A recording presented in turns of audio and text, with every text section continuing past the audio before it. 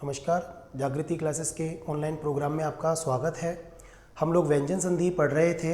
व्यंजन संधि के वीडियो में हमने व्यंजन संधि के सामान्य नियमों की चर्चा की, जिसमें हमने 5 स्थितियां बताई थी। पहली स्थिति में प्रथम वर्ण में परिवर्तन होता है, क्योंकि संधि 2 वर्णों के बीच में होती है, पहला और दूसरा। 2 वर्णों के बीच में संधि होती है। प्रथम या तो प्रथम वर्ण में परिवर्तन होगा पहली स्थिति में। दूसरी स्थिति में हमने बताया था कि केवल दूसरे वर्ण में परिवर्तन होगा। तीसरी स्थिति में हमने बताया था कि पहला और दूसरा ये दोनों वर्ण परिवर्तित होंगे। चौथी स्थिति में बताया था कि कोई भी वर्ण परिवर्तन नहीं होगा, बल्कि एक नए व्यंजन का आगम होगा, जिसको व्यंजन आगम संधि हमने बोला था। और पांचवी स्थिति में किसी व्यंजन का लोप हो जाएगा, परिवर्तन नहीं बल्कि लोप हो जाएगा। और क्योंकि व्यंजन का लोप हो रहा है, इसलिए वो भी व्यंजन संधि के अंतर्गत आएगा। तो इन 5 स्थितियों में से हम इस पहली वाली स्थिति की चर्चा कर रहे थे, जो लिखा है प्रथम वर्ण या व्यंजन में परिवर्तन के नियम। इसमें हमने 3 नियमों की चर्चा हम कर चुके हैं।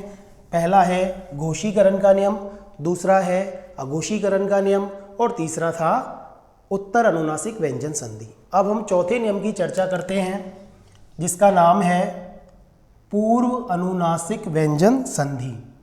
पूर्व अनुनासिक व्यंजन संधि। ठीक है दोस्तों, देखिए ये पूर्व अनुनासिक व्यंजन संधि, जैसा कि इसके नाम से ही पता चल रहा है कि इसको पूर्व अनुनासिक व्यंजन संधि बोलेंगे। तो पूर्व अनुनासिक व्यंजन संधि में हमें शब्द से ही पता चल रहा है। पूर्व का मतलब होता है पहले, और अनुनासिक की हमने चर्चा की थी। उसमें हमने इन 5 अक्षरों को, जिनको पंचमाक्षर कहा जाता है, इनको अनुनासिक वर्ण बोला जाता है। तो यहाँ ये पंचमाक्षर हैं। ठीक है, अब ये पंचमाक्षर पहले आएंगे। ठीक है, अब जैसे इसकी स्थिति क्या बनेगी, इसका सबसे पहला जो तरीका बनता है वो है पंचमाक्षर। अब इसमें पंचमाक्षर में 5 अक्षर ना मिल करके, यानी कि जो शब्द मिलते हैं वो 5 अक्षरों के ना मिल करके हमें केवल मैं के उदाहरण ही मिलते हैं प्रथम वर्ण के रूप में। इसके बाद में अगर स्पर्श वर्ण आए, स्पर्श वर्ण यानी स्पर्श व्यंजन की हम बात कर रहे हैं।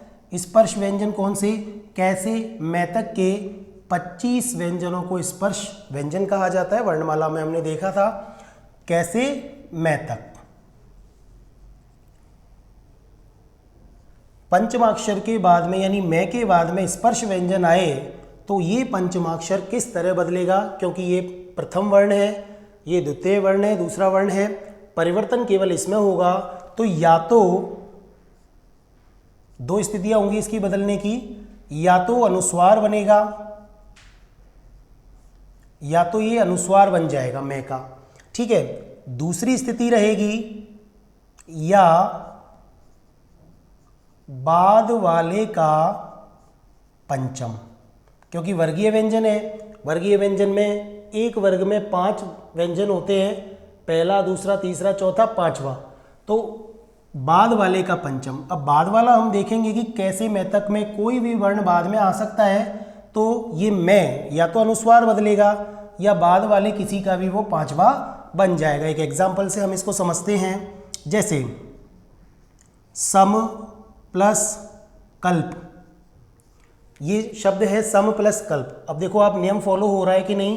पूर्व अनुनासिक व्यंजन संधि बोल रहे हैं, पूर्व में अनुनासिक वर्ण है मैं, बाद में कौन सा वर्ण है, का वर्ण कौन सा है, ये स्पर्श वर्ण में आ गया, कैसे मैं तक। तो ये या तो, अब देखो स्थिति इसमें कोई चेंजेस नहीं होगा, इसमें परिवर्तन होगा। तो या तो ये बनेगा अनुस्वार, मैं का या तो अनुस्वार बन जाएगा, या बाद वाले का पंचम। तो कै का पंचम कौन सा है, ये अंगा, अंगा इसका पंचम है, तो ये बन जाएगा अंगा। तो क्या बन सकता है इसमें से, एक तो अनुस्वार वाला शब्द बना दिया सम का, बाद वाला एज इट इज लिख देंगे कल्प वाले शब्द को। तो या तो ये बन जाएगा संकल्प, या फिर दूसरा तरीका है बाद वाले का पंचम, यानी कि कै का पंचम कौन सा है, अंगा। ये देखिए ये दोनों ही रूप इसके सही हैं। ये नियम होता है पूर्व अनुनासिक व्यंजन संधि का पहला नियम है। जिसमें पंचमाक्षर यानी मैं के बाद में स्पर्श व्यंजन हो, तो ये या तो अनुस्वार में बदलेगा या बाद वाले का पंचम हो जाएगा। एक और उदाहरण ले लेते हैं हम, जैसे सम प्लस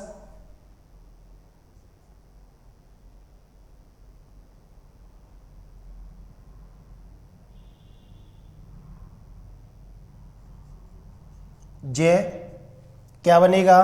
देखिए जय आ रहा है, जय कैसा वर्ण है? स्पर्श वर्ण है, ठीक है। तो ये बाद वाले का पंचम यानी या तो ये बन जाएगा या फिर अनुस्वार बन जाएगा। तो पहले तो मैं अनुस्वार बना देता हूँ इसको इस तरह, या बाद वाले का पंचम, जय का पंचम है या फिर ये बन जाएगा या। एक ये बात ध्यान रखने की है कि हमेशा अर्धवर्ण ही पंचमाक्षर में बदलेगा। पूरा वर्ण कभी भी, जैसे सपोज करो ये मैं पूरा है, ये कभी भी पंचमाक्षर या अनुस्वार में नहीं बदलेगा। ये ध्यान रखना, हमेशा अर्धवर्ण यानी कि जिसके हलंत लगा हुआ है उसी का ही अनुस्वार बनेगा, ठीक है। देखिए तो क्या बन जाएगा? अगर इसका मैं अनुस्वार बनाता हूं तो ये बन जाएगा सम प्लस जय, संजय बन जाएगा। अगर इसको हम पंचम बनाते हैं तो ये बन जाएगा संजय, ठीक है। यहां आपको समझ में आ गया होगा। ये इस पूर्व अनुनासिक व्यंजन संधि का पहला नियम है। अब हम चर्चा करते हैं इसी के दूसरे नियम की।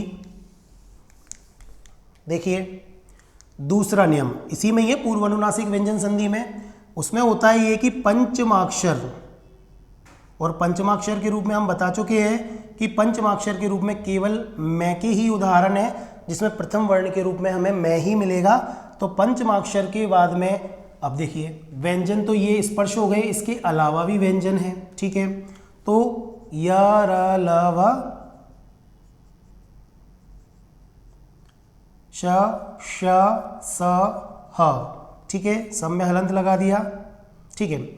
अब ये मैं के बाद में य र ल व श श है आ गए, क्योंकि ये वर्गीय व्यंजन नहीं है, स्पर्श व्यंजन नहीं है और इनका कोई पहला दूसरा पांचवा नहीं होता है। इसलिए ये पंचमाक्षर के बाद में केवल इसमें एक ही स्थिति बनती है कि ये मैं काय में बदलेगा? केवल अनुस्वार, ये केवल अनुस्वार में बदलेगा, ठीक है। एक एग्जाम्पल देख लेते हैं हम लोग, जैसे सम प्लस यम, ठीक है। अब ये आ गया क्योंकि इसका कोई पंचम नहीं है, केवल एक ही बदलेगा, तो ये केवल अनुस्वार में बदलेगा। तो क्या बन जाएगा?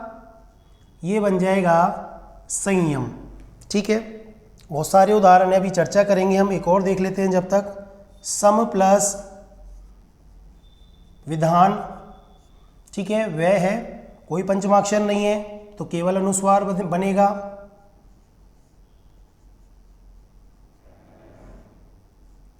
ठीक है, ये बन गया संविधान। तो अब आपको एक चीज तो पिक्चर क्लियर हो गई होगी कि जहां जहां भी आपको अनुस्वार नजर आए तो क्या आप उनको अपने मूल वर्ण में बदल सकते हैं। जैसे हम एक बहुत लिखते हैं ये शब्द संबंध, ठीक है, ये बहुत शब्द ये बहुत बार लिखा जाता है, देखा जाता है संबंध, ठीक है। अब एक तो इसके लिखने का तरीका ये है। अब कई बार हम इस वर्णों के मूल वर्ण में अगर अपन लिखना चाहें तो इनका जो अनुस्वार का जो परिवर्तन है वो अपने वर्ग के अनुसार बदलेगा। अपना वर्ग कौन डिसाइड करेगा? पहले मैं इनको केवल ऐसे ओपन करके रखता हूँ, ये स है, यहाँ बीच में कोई वर्ण आएगा, ये ब है, ये मैंने लिख दिया, इसके बाद में एक वर्ण है, ये ध मैंने लिख दिया। हमें पता नहीं है कि कौन सा आएगा, बताएगा कौन? ये बाद वाला वर्ण। ये बाद वाला वर्ण बताएगा कि यहाँ कौन सा है। तो आप देखें ब कौन से वर्ग में आता है? ब प वर्ग में आता है, ये प फ ब भ म। तो अब क्योंकि हमें ये पता है कि ये अनुस्वार जो है वो अपने यानी कि पंचम का हुआ होगा, तो इसमें तो आ जाएगा आधा में, ठीक है। अब देखिए इसका मूल वर्ण कौन सा है? प फ ब भ। अब ये किस में आएगा? ये इसका पंचम है न, ये इसमें आएगा। तो इसको ऐसे भी लिखा जा सकता है संबंध, ठीक है। अब क्योंकि अपन संधि पढ़ रहे हैं, संधि शब्द में भी देखिए आप संधि, तो इसका पांचवा यानी कि अगर या तो हम इसको अनुस्वार, अब हमें पता है ध, त, थ, द, ध स्पर्श व्यंजन है, तो स्पर्श व्यंजन है तो इसको दूसरे तरीके से भी हम लिख सकते हैं, मतलब पंचमाक्षर बना देंगे इसको, इसका, इस वर्ग का पंचमाक्षर। तो ध का पंचमाक्षर क्या है? न। तो हम संधि को ऐसे भी लिख सकते हैं, आप कैसे भी लिख दो, ऐसे लिख सकते हो, और संधि को आप ऐसे भी लिख सकते हो। कई विद्यार्थी पूछते हैं कि कौन सा सही है, दोनों ही सही है। आज समझ में आ गई होगी आपको बात। ये हो गया इसका दूसरा नियम, पूर्व अनुनासिक व्यंजन संधि का। आप एक बार स्क्रीनशॉट लेना चाहें तो ले लें इसका, ठीक है। अब देखिए, दो नियम पढ़ लिए। अब इसी में ही एक तीसरा नियम और है।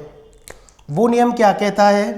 वो नियम ये कहता है कि जब पंचम के बाद में पंचम हो, पंचमाक्षर की हम बात कर रहे हैं, कि जब पंचमाक्षर के बाद में पंचमाक्षर हो, यानी कि इनमें से कोई सा भी पंचम आए इधर भी और कोई सा भी पंचम आए इधर भी, दोनों तरफ, तो उस स्थिति में क्या होगा? हमें पता है कि इस पंचम में हमने केवल मैं के ही उदाहरण देखे हैं, ठीक है। तो इसके मैं के बाद में कोई भी पंचम आया, यानी पंचम के बाद में पंचम, तो पहला वाला पंचम अनुस्वार नहीं होगा, ये हमें याद रखना है, क्योंकि यहाँ अनुस्वार बन रहा था, यहाँ में का अनुस्वार भी बन रहा था और बाद वाले का पंचम बन रहा था। यहाँ क्या होगा? प्रथम को अनुस्वार नहीं होगा। आप स्पष्ट रूप से इसको ध्यान रखें कि इसमें जब दो पंचम आए तो प्रथम पंचम को अनुस्वार नहीं होगा, बल्कि क्या होगा? बाद वाले का पंचम, यानी बाद वाले जैसा, क्योंकि ये भी पंचम है, तो ये पहला पंचम जो है वो बाद वाले जैसा हो जाएगा, ठीक है। उदाहरण देखते हैं, बहुत ही प्रसिद्ध उदाहरण है इसका जो हर बार परीक्षा में आता है। जैसे देखें आप, सम प्लस न्यासी, ये काफ़ी बार मतलब अक्सर आता रहता है एग्जाम में, शब्द शुद्धि में भी ये देखा जाता है, उपसर्गों में भी पूछ लेते हैं कि इसमें कौन सा उपसर्ग है। तो अब इसमें क्या होगा? हमें पता है कि ये भी पंचम है और ये न, क्योंकि आधा न है ना, ये में लगा हुआ, ऐसे लिख सकते हैं इसको। ये भी पंचम है, ये भी पंचम, ये भी पंचम। ये कंडीशन है, इसको चाहे आप नियम कह दें, चाहे इसको एक अपवाद कह दें, या कहें कि इसी नियम के अंदर एक ये उपनियम है। तो जब दो पंचम एक साथ आते हैं तो प्रथम को अनुस्वार नहीं करना है, प्रथम बाद वाले जैसा हो जाएगा। तो इसमें ये क्या हो जाएगा? ये भी न बन जाएगा। तो दोनों क्या बन जाएंगे? आधे ना, ये आधा न, ये भी आधा न। ये इस तरह लिखा जाएगा सन्यासी, ठीक है। अब चाहे सन्यासी हो चाहे सन्यास हो, ऐसे लिखा जाएगा। अब देखिए, व्याकरणिक रूप से ये शब्द शुद्धि में आता है, ठीक है। तो हमको ये ध्यान रखना है कि ये शुद्ध शब्द यही है। हम जब शब्द शुद्धि पढ़ेंगे तो इन शब्दों की ओर चर्चा करेंगे। उपसर्ग भी अगर इसमें पूछता है तो इसमें समुपसर्ग निकल करके आ जाएगा। तो यहाँ आपको ये तीन नियम हैं पूर्व अनुनासिक व्यंजन संधि के, ठीक है। तीनों नियम आपने समझ लिए। अब हम कुछ शब्द लिख रहे हैं जिनसे आपको ये पता चलेगा कि कौन से शब्द में कौन सा नियम लगेगा।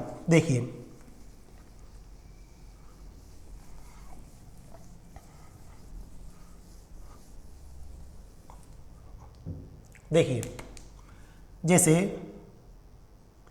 हमें पता है कि मैं के रूप में, ये पंचमाक्षर के रूप में यहाँ मैं ही मिलता है, ठीक है। सम प्लस क्रांति बनाए आप, क्या बनना चाहिए?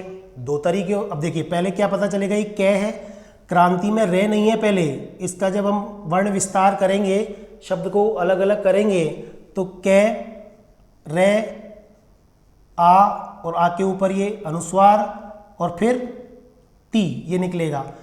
ती के हिसाब से इस अनुस्वार को भी आप बदल सकते हैं। कैसे बदलेंगे? हमें पता है कि तय वर्ग का पंचम क्या है? न है। तो आप चाहें तो क्रांति को ऐसे भी लिख सकते हैं, ये भी क्रांति सही है। इसी नियम की हम बात कर रहे हैं, इसी नियम का शब्द है, ठीक है। तो देखिए आप, संग, ये कै वर्ण हो गया पहले, तो कै वर्ण क्योंकि स्पर्श व्यंजन है, इसका पंचम भी हो सकता है, अनुस्वार भी हो सकता है। तो हम इसको दोनों तरीके से लिख सकते हैं, ऐसे भी लिख सकते हैं, ठीक है। क्रांति को मैंने बता दिया, आप न भी लगा सकते हैं, और अगर हम इसका पंचम करते हैं के का, तो के का पंचम कौन सा है भाई? अनुस्वार तो हमने बना दिया, के का पंचम है अंगा, ठीक है। तो यहां पर ये क्या बन जाएगा? संक्रांति, ऐसे भी लिखा जा सकता है। समझ में आ गया? अब देखिए आप, सम धन कीर्ण, ठीक है। बहुत सारे शब्द हैं, आपको बस तरीका समझना है कि सम वाले शब्दों में हम किस प्रकार से वर्ण को परिवर्तित करते हैं या किस प्रकार से परिवर्तित होता है। तो अगर इसको या तो मैं अनुस्वार बना सकता हूं या बाद वाले का पंचम बना सकता हूं। तो यहां पे ये संकीर्ण बन जाएगा या फिर इस तरह भी लिखा मिल जाएगा। अब क्योंकि ये अनुस्वार वाले जो पंचमाक्षर हैं, ये तरीका आजकल व्याकरण में प्रचलित नहीं है, यानी कि इस तरह के सवाल वो एग्जाम में नहीं पूछता है और किताबों में भी हमें केवल संधि के अलावा ये शब्द रेयर ही मिलते हैं। पुरानी किताबों में अगर हम देखें तो ये हमें अच्छे से बहुत सारे शब्द इस तरह मिल जाएंगे, बाकी ये रूप चलता है। पर अगर संधि में पूछ ले तो हमें ये पता चलेगा कि ये क्या शब्द है, ठीक है, क्योंकि पंचमाक्षर की जानकारी हमें ज़रूरी है। क्योंकि हमने जब बताया था कि वांग्मय को बच्चे वांड में पढ़ते हैं, ये शब्द हमने जिक्र किया था, इसको बच्चे क्या पढ़ते हैं? वांड में पढ़ते हैं। इनको शब्द पता होना चाहिए कि ये अंगा पंचमाक्षर है कै का, ठीक है। यहां तक बात आपको समझ में आ गई होगी। तो ये इस तरह के शब्द हैं। अब मैं कुछ शब्द लिख रहा हूं तो उनसे आपको पता चल जाएगा कि कहां कहां किस किस तरह का शब्द आएगा। जैसे देखिए सम, ये सम उपसर्ग बहुत इंपॉर्टेंट है, संधि में बहुत ज्यादा प्रयोग होता है।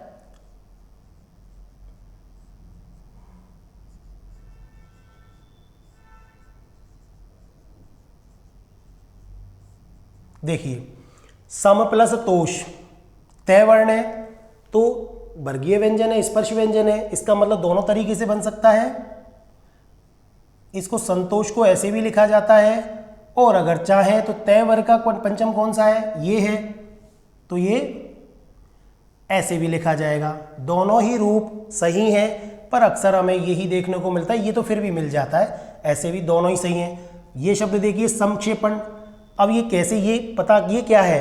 हमें पता है कि ये संयुक्त वर्ण है और इसमें कै और शय का योग है, तो कै वर्ग है, इसका मतलब स्पर्श वर्ण है, तो कै का पंचमाक्षर बन सकता है। या तो ये ऐसे बन जाएगा संक्षेपण, या हम इसको इसका पंचमाक्षर के रूप में लिखें तो ये संक्षेपण ऐसे भी बन जाएगा।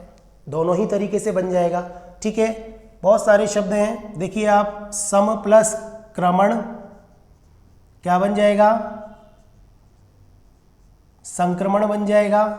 अच्छा, इस तरह से भी हम इसको लिख सकते हैं, इस तरह से ये संक्रमण बन जाएगा, ठीक है। देखिए सम प्लस चय, देखिए चय वर्ग आ गया। अच्छा, इसका अनुस्वार बना सकते हैं हम, संचय, ज़्यादातर ऐसे ही लिखा हुआ मिलता है, लेकिन हम संधि में पूछ ले तो घबराने की जरूरत नहीं है। चय है तो चय वर्ग का पंचम कौन सा है? या, ठीक है। तो क्या बन जाएगा? ये इस तरह लिखा हुआ मिल जाएगा। संस्कृत की किताबों में एक किताब चलती है संचय करके, तो उसी में इस तरह लिखा रहता है, तो ये संचय ऐसे भी मिल जाएगा। दोनों ही सही है, कोई दिक्कत वाली बात यहाँ पर नहीं है, ठीक है। सम प्लस चित, मतलब आपको नियम को याद रखना है, संचित बन जाएगा, या क्योंकि चय है इसलिए मात्रा अब चय की इसमें ऐसे लगेगी, ऐसे, ठीक है, क्योंकि अर्धवर्ण के ऊपर इधर जो छोटी मात्रा होती है वो इधर से वर्ण के पहले से लगती है, तो ये संचित इस तरह भी आपको मिल जाएगा, ठीक है। देखिए और अहम प्लस कार क्या बनेगा भैया? तो अनुस्वार बना सकते हैं या फिर पंचम बना सकते हैं। कै का वर्ग का पंचम अब तो याद हो गया होगा आपको, ये ऐसे अहंकार बन जाएगा, ठीक है। देखिए एक शब्द है अलम,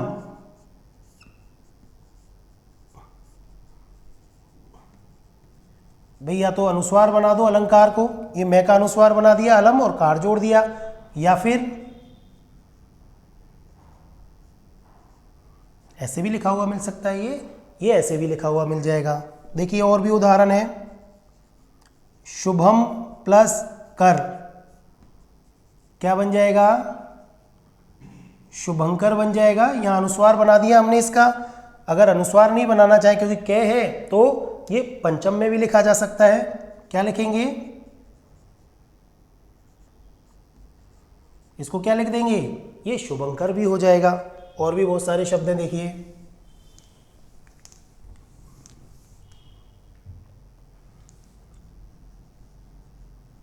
चिरम प्लस जीवी, ठीक है। मैं है, जय है, जय का पंचम दिख ही रहा है आपको, चे छे जय, ये यहाँ वाला है इसका, तो या तो इसका अनुस्वार बना देंगे वही, या फिर इसका ये पंचम बना देंगे। तो क्या बन जाएगा? ये चिरंजीवी ऐसे भी लिखा जाता है, और चिरंजीवी हम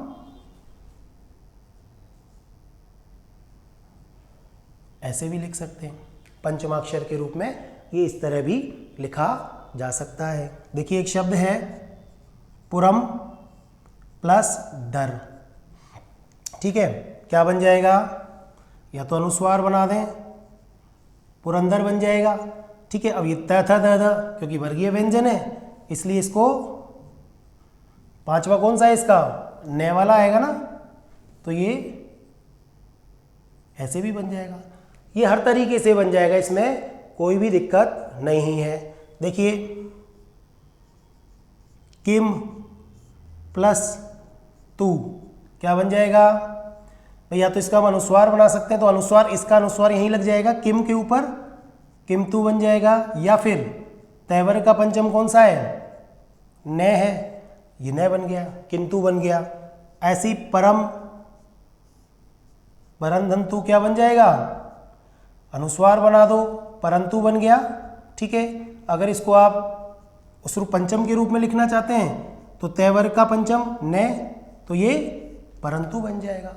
बहुत सारे उदाहरण है, मतलब ये पहला वाले नियम के खूब सारे उदाहरण दिए हैं, तो आपको यहाँ पे समझ में आ गई होंगी ये चीज़ें, ठीक है। अब देखिए कुछ ऐसे भी वर्ण हैं जो हमने दूसरे वाले नियम के हैं, जिनमें हमने देखा कि जिनका कोई पंचमाक्षर नहीं होता है। कैसे बनेगा? देखिए सम प्लस योग क्या बन जाएगा? संयोग बन जाएगा। सम प्लस विधान क्या बन जाएगा? संविधान। अब इनका पंचमाक्षर, भाई यह है पंचमाक्षर होता ही नहीं है, वह है पंचमाक्षर होता ही नहीं है, इसका मतलब इनको दूसरे रूप में नहीं लिखा जा सकता, ठीक है। इनका केवल ये ही रूप प्रचलित है। तो ऐसे कई सारे शब्द हैं, जैसे संरचना। अब पूछ सकता है आपसे कि इनका संधि विच्छेद बताएं आप, ठीक है। और भी बहुत सारे शब्द हैं, संसार, संहार, इस तरह। तो ये शब्द बार बार संधियों में आते रहते हैं, तो आपको इनको समझ लेना है। अब देखिए क्या बनेगा, बना दिया मैं, क्योंकि इनका तो पंचमाक्षर होता ही नहीं है, तो आंख बंद करके बना सकते हैं कि ये तो मैं का ही रूप है। तो सम प्लस रचना, यहाँ पे पंचमाक्षर देखना ही नहीं है आपको। सम प्लस सार, स है इसलिए पंचमाक्षर नहीं होता, है का भी पंचमाक्षर नहीं होता, इसलिए सम प्लस हार बन जाएगा। कोई दिक्कत? ये दूसरे नियम के कुछ उदाहरण है, ठीक है। अब अपन ने एक तीसरा नियम और बताया था इसी में, जो नोट करके लिखा था कि दो पंचम अगर एक साथ आए तो प्रथम पंचम को अनुस्वार नहीं होगा, जिसका हमने एग्जाम्पल बताया सन्यासी।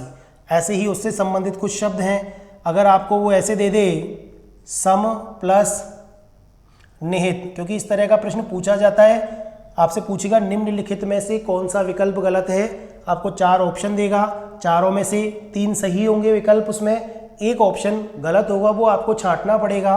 कैसे छांटेंगे? मान लो सम प्लस निहित है और वो आपको ऐसे करके दे दे, तो आपको पता चल जाएगा कि ये तो गलत है, सन्निहित इस तरह लिखा ही नहीं जाता, क्योंकि ये भी पंचम है और ये भी पंचम है। जब दो पंचम एक साथ आते हैं तो इसको अनुस्वार नहीं कर सकते, इसको क्या करेंगे? बाद वाले जैसा बना देंगे, क्योंकि ये खुद भी पंचम है, तो बाद वाले जैसा बना देंगे। तो क्या बनेगा?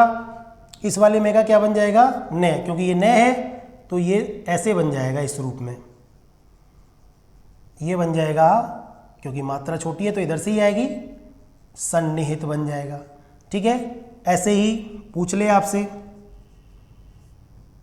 सन्निधि का संधि विच्छेद बताएं, या इसमें पूछ ले आपको कि इसमें कौन सा उपसर्ग है, पूछ सकता है, उपसर्गों में भी पूछेगा वो। तो अब अपन कंफ्यूज हो जाएंगे, कभी लगेगा कि सन उपसर्ग है, कभी लगेगा ये वाला सम उपसर्ग है, कभी लगेगा ये वाला है। तो आपको एकदम पिक्चर क्लियर होनी चाहिए कि इस तरह जब दो पंचम एक साथ आते हैं तो पहले वाले पंचम को आप क्या बनाएंगे, मैं बनाएंगे। ठीक है, तो यहाँ क्या बन जाएगा, सम प्लस निधि बन जाएगा इसका एग्जाम्पल। ठीक है, तो ये वाला नियम आपको समझ में आ गया होगा, पूर्व अनुनासिक व्यंजन संधि।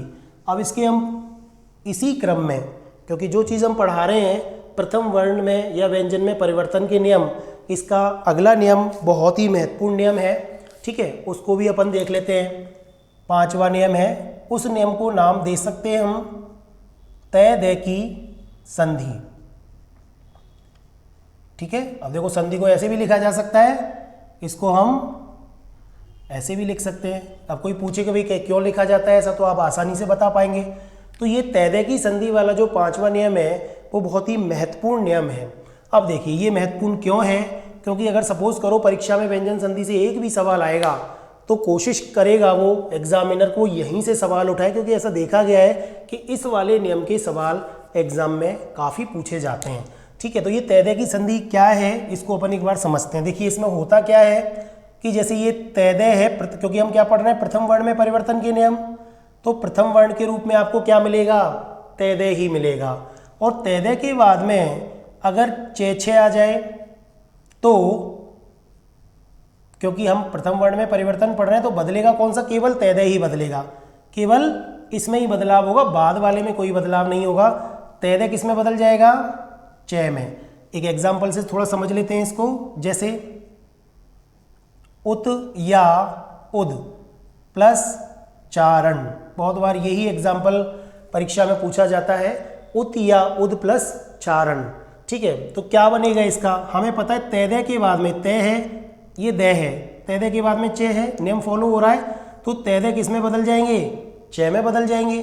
तो ये क्या बन जाएगा, ये इस तरह बन जाएगा आधा चे। ठीक है, ऐसे, लेकिन इसको मिला के जब दूसरे वर्ण में लिखेंगे तो ऐसे आएगा, और बाद में चारण है तो ये इस तरह आ जाएगा उच्चारण।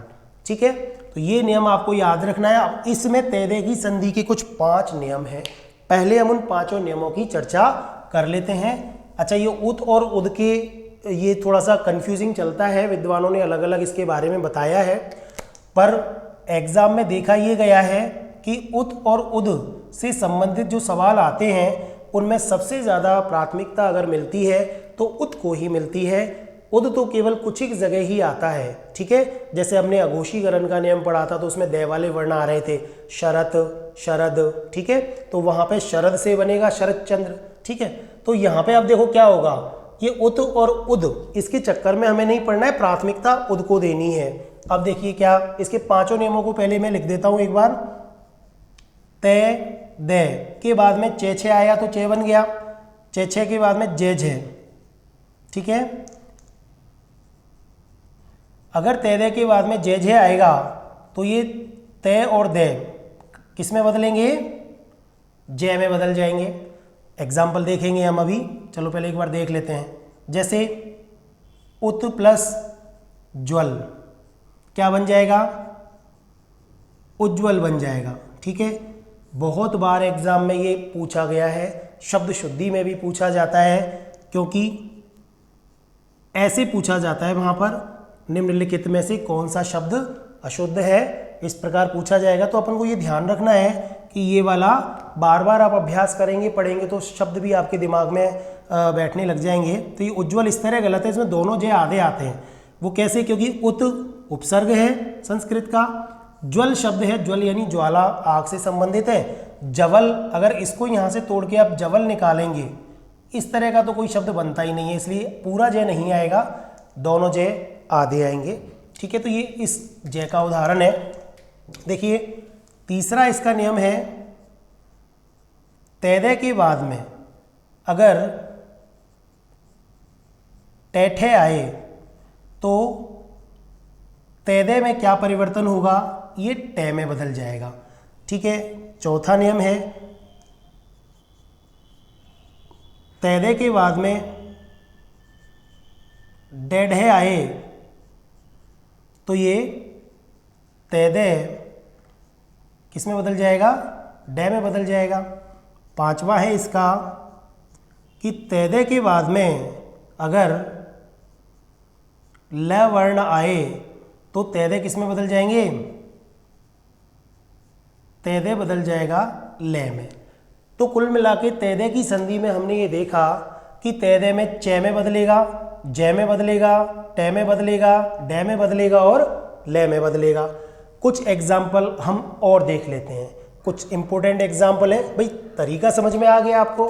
कुछ एग्जाम्पल हम और देख लेते हैं कि इसमें कौन कौन से परीक्षाओं में पूछे गए हैं। जैसे देखिए तैदे का चक्कर है, कोई दिक्कत नहीं है, घबराना नहीं है। शरत हो या शरद हो, दोनों ही शब्द शुद्ध हैं, कोई दिक्कत नहीं है। ठीक है, लेकिन तैदे की संधि के लिए तो ये दोनों सही हैं, लेकिन बाकी संधियों में ते आएगा कि दे आएगा, ये उसकी प्राथमिकता पर डिपेंड करता है कि वो कैसे पूछ रहा है। ठीक है, जैसे हमने वो देखा था शरत काल। ठीक है, कौन सी संधि है याद करो, इसी प्रथम वर्ण में परिवर्तन की दूसरी संधि वाला नियम है अघोषीकरण, उसमें शरत काल। अब अगर आपको कोई ये पूछ ले कि इसका संधि विच्छेद करो, तो संधि विच्छेद करने का मतलब हमें पता है कि संधि में दो वर्ण पास आते हैं और विकार या परिवर्तन होता है। तो हमें ये बताना पड़ेगा कि ये जो शब्द है वो शरद प्लस काल ऐसे बनेगा, जब ही संधि मानी जाएगी। अगर हम इसको तोड़ के शरत और काल करेंगे तो फिर संधि कहाँ हुई, संधि तो नहीं हुई। ये दोनों तो संधि नहीं बना रहे, ये तो केवल संयोग है। अगर संधि पूछता है तो यहाँ हमको ये देखना पड़ेगा। पर तैदे की संधि में इस तरह की कोई समस्या नहीं है, तय हो या दय हो। इसके बाद में जैसे एक शब्द है चंद्र, पता चल जाएगा क्या बनेगा। तैदे के बाद में चे आ रहा है तो ये क्या बन जाएगा, शरत आधा चे बन जाएगा, तैदे का चे बन जाएगा। भाई तय और दे दोनों कै में बदल जाएंगे, चे में आ गया।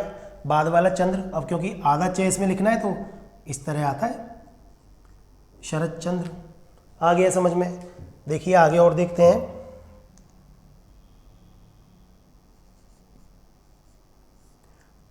शरत या शरद, भाई दोनों लिख रहा हूं मैं। अगर इस वाली संधि में एक ही शब्द अगर मैं लिखूं शरत, तो भी आप ये समझ लेना कि यहाँ पे दोनों ही शब्द लिखे जा रहे हैं। ठीक है, या तो शरद हो या शरत हो, प्लस इनके बाद में क्या आया,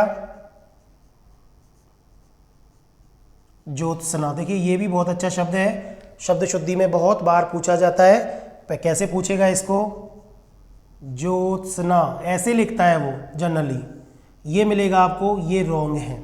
ठीक है, यहाँ पे पहला आधा जय है, तय और से यहाँ पे दोनों आधे हैं, ये आप ध्यान रखना, तब आपको याद रह जाएगा कि ज्योत्सना शब्द जब भी आए तय और से दोनों आधे रहेंगे। क्या बन जाएगा, तय और दे के बाद में जे आ रहा है। ठीक है, तय और दे के बाद में जे आ रहा है तो तय दे किस में बदलेंगे, जय में बदलेंगे। ठीक है, यहाँ पे ये क्या में बदलेंगे, जय में बदलेंगे। यहाँ शरत और शरत चय में बदले, इसको देख करके। यहाँ शरत और शरत किस में बदले, इसको देख करके जय में बदले। क्या बन जाएगा, शरद। अब देखिए आधा जय तो ये आ गया, बाकी का शब्द एज इट इज लिख दो इसके बाद में, ज्योत्सना। क्या बन गया, शरद ज्योत्सना बन गया। समझ में आ गया होगा आपको। ठीक है, देखिए बहुत सारे शब्द हैं, ये सत या सद के बाद में जन शब्द आए, क्या बन जाएगा, जय आ रहा है, ये दोनों जय में बदल जाएंगे, आधा जय बनेगा, बाद वाले शब्द को जोड़ दो पूरा, सज्जन बन जाएगा। अब आपको नियम पता चल गया कि ये तैदे की संधि का शब्द है। ठीक है, देखिए ये जय जय वाले नियम हो गए। अब एक ये वाला नियम लेते हैं, तैदे के बाद में टे हो, इसके शब्द कम मिलते हैं। जैसे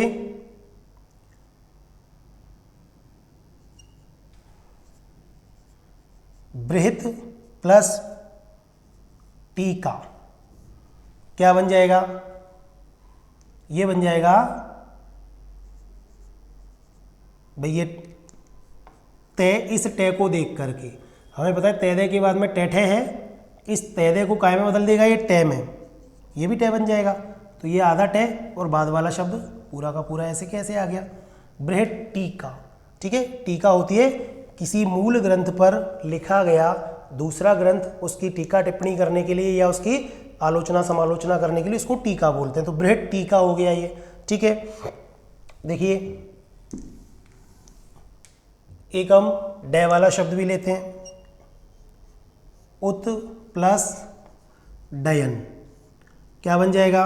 डे को देख करके ये काय में बदल जाएगा, ये खुद भी डे में बदल जाएगा, तय काय में बदल गया डे में। कैसे लिखेंगे, ऐसे।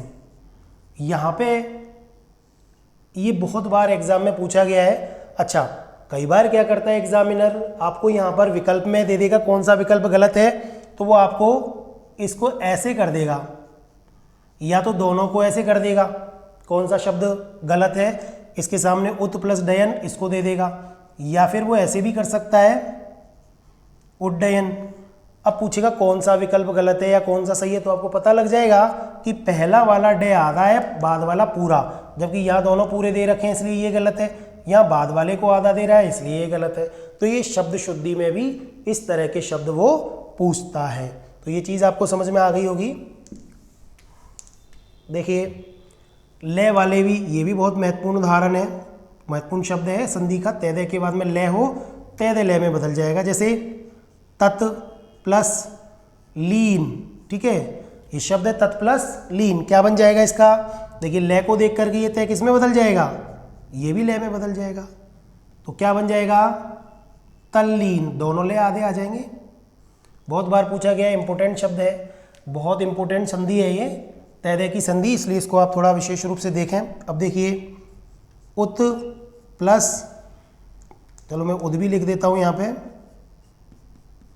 भाई दोनों एग्जाम में पूछ सकता है, हमको इसको प्राथमिकता देनी है उत वाले को, उद वाले को हमें दूसरे नंबर पे रखना है। दोनों ही अगर हो तो हमें इसको ही प्राथमिकता देनी है। वैसे जनरली वो उत प्लस लेख ही पूछता है।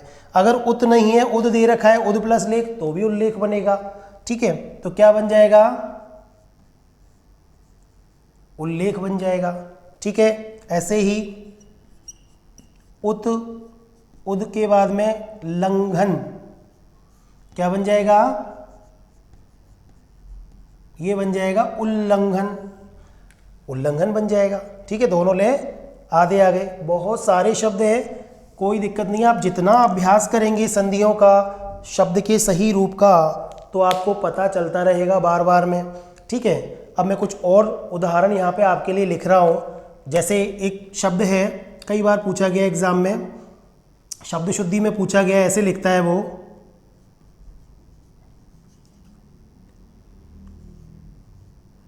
उल्लेखित, या फिर उल्लिखित। पहले तो अपन ये जान लें कि इसमें से कौन सा शब्द शुद्ध है, या दोनों ही शुद्ध हैं या दोनों ही अशुद्ध हैं, पता बताओ आप। देखिए उल्लेखित और उल्लिखित, ये उल्लेखित शब्द गलत है, ये उल्लिखित सही है। अब इसका संधि विच्छेद कई बार वो पूछता है, हमें पता है दोनों ले हैं, तो तेदे की संधि पे चले जाओ आप। और बाद वाले शब्द को, क्योंकि इसमें नो चेंज है, बाद वाला थोड़ी ना बदल रहा है, पहला वर्ड बदल रहा है, तो बाद वाले शब्द को तो आप पहले निकाल दो साइड में, ऐसे लिखित, ठीक है। इसका मतलब अब क्या बचा हमारे पास, उल बचा। अब हमें पता है उल कोई शब्द होता नहीं है, इसका मतलब ये तेदे की संधि में ले कहाँ से बनता है, ते से या दे से। तो आपको पता चल जाएगा या तो ये उत से बना है या उद से बना है, दोनों में से वही बात, उत वाली और उद वाली। उत को प्राथमिकता देनी है आपको, उत नहीं दे तो उद प्लस लिखित भी बनाना है। लेकिन ये ऐसे नहीं बनेगा। यहाँ पे आप अगर कोई चाहे कि उत प्लस लेखित, क्योंकि लेखित शब्द गलत है। लेख शब्द में इत प्रत्यय लगाने से ये लिखित बनता है, ठीक है। तो इस तरह प्रत्यय में पढ़ेंगे और इतनी सारी जानकारी हम लोग, ठीक है। तो ये चीज़ आपको समझ में आ गई होगी। कुछ और शब्दों की हम जानकारी, अब ये दोनों जो संधि यानी प्रथम वर्ण में परिवर्तन के नियम ही हम पढ़ा रहे हैं। अभी इसमें और भी 2-3-4 नियम और बचे हैं जिनकी चर्चा हम अगले वीडियोज़ में करेंगे। तो आप ये वीडियो जो है ध्यान से एक बार देख लें, और अगर इनकी फुल नोट्स आपको जैसे थोड़ा सा अभ्यास के लिए और चीज़ें चाहिए तो वैसे हम लोग आगे वाले वीडियोस में कुछ क्वेश्चन आंसर कराएंगे, तो उसको आप देख लें। और बाकी हमारे इस वीडियो के साथ में आपको PDF मिल जाएगी, तो PDF से आप अभ्यास कर सकते हैं। और अगर किसी को स्पेशली PDF चाहिए तो वो हमारे व्हाट्सएप नंबर पर आप मैसेज कर सकते हो, तो हम उनको PDF प्रोवाइड करा देंगे। धन्यवाद।